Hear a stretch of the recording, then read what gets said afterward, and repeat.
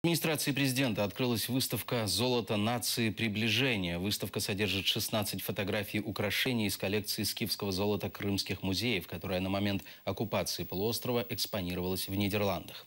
Позже, в мае 2015-го, Верховная Рада обратилась к голландцам с призывом вернуть коллекцию. В свою очередь, Россия, незаконно аннексировавшая Крым, также претендует на сокровища. Идут судебные разбирательства.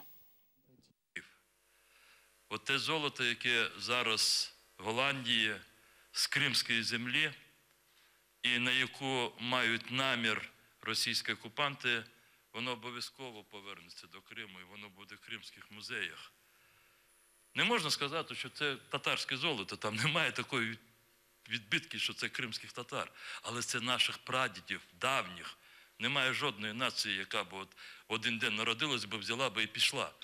Ми всі маємо своїх попередників, давні культури, давні традиції, давні пам'ятники.